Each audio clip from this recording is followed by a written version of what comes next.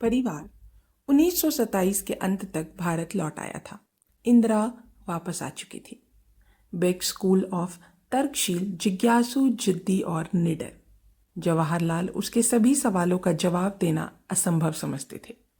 ध्यान की कमी या ज्ञान की कमी को छुपाने का प्रयास, अवरुद्ध चैनल संचार। इसीलिए जवाहरलाल ने ध्यान देना शुरू किया कि अपनी किताबें साझा करने लगे।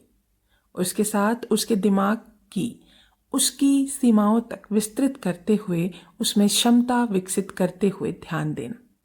उसने उसे जो किताबें दी वे अक्सर समझने में बहुत कठिन थी उसकी उम्र के बच्चों के लिए।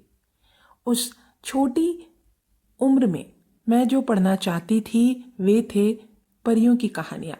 मुझे उन्हें या तो पढ़ना पड़ता था या तो बाथरूम में या फिर सिर पर कंबल ओढ़कर।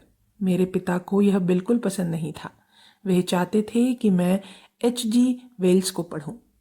कई लोग थे, मुझे कई शब्द समझ में नहीं आए, मुझे अवधारणाओं समझ में नहीं आई, लेकिन उन्होंने कहा इससे कोई फर्क नहीं पड़ता, आपको अवश्य ही करना चाहिए। तो मैं इसे पढ़ने लगी और काफ़ी समय बाद बिना दोबारा पढ़े मुझे समझ में आ गया कि यह क्या था। मैंने विलियम टेल के बारे में पढ़ा। सच हो या झूठ, मुझे लगता है कि यह एक अच्छी कहानी है। फिर साइमन, मैंने बोलवेर, मजीनी, गैरीबाल्डी के बारे में सोचा, मेरे आसपास मौजूद वास्तविक आकृतियों के रूप में। इंदिरा ने इलाहाबाद के जीसस एंड मैरी कॉन्वेंट में दाखिला लिया था, लेकिन वह अक्सर स्कूल में अनुपस्थित रहती थी। वह अपने दादाजी के साथ हर जगह जाती थी। वह मई और हर गर्मियों में अपनी माँ के साथ पहाड़ी इलाकों में कई महीने बिताती थी। हिमालय पर कमला की तबीयत लगातार खराब थी। उनका इलाज लापरवाही से किया जा रहा था। जवाहरलाल अचानक उसे अपनी स्थिति का एहसास हुआ और महात्मा गांधी की सलाह पर गांधी या अन्य मित्र विशेष व्यवहार शुरू कर देते हैं, लेकिन जल्द ही वह वापस लौट आते हैं। राजनीतिक टकरावों का केंद्र और कमला की बीमारी होगी भूल गई। परिवार के करीबी रिश्तेदार B.K. नेहरू इलाहाबाद विश्वविद्यालय में छात्र थे। वह विश्वविद्यालय में पढ़ रहे थे और उस समय आनंद भवन में रहते थे। उन्हें याद है, मुझे इलाहाबाद और आनंद भवन याद है। 1928 से 1929 में कमला बीमार थी। समय मुझे याद नहीं कि वह कभी ठीक रही हो, सिवाय कभी कभार के।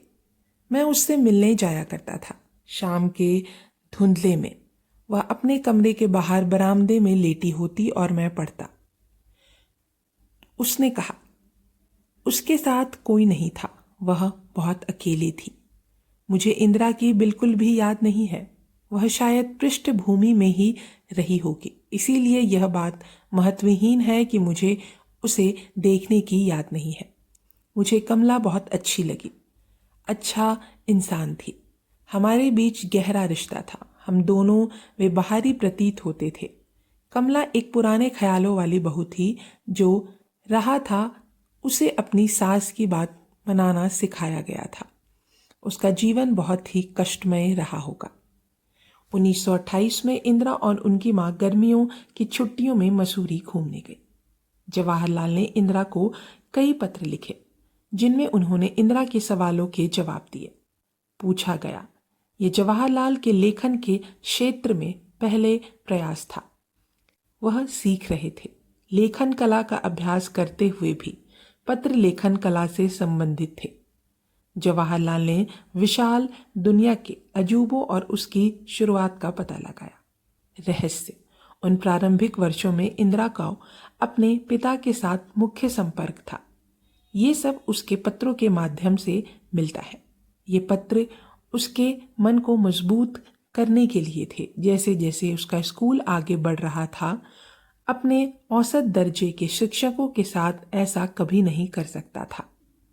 उन्होंने मुझे चीज़ों को सही नज़रिए से देखने में मदद की। दृष्टिकोण और मैंने कभी नहीं देखा भारतीय समस्या केवल एक भारतीय समस्या के रूप में नहीं, बल्कि एक अंतर्राष्ट्रीय संगठन के रूप में। ये पत्र निम्नलिखित के लिए थे।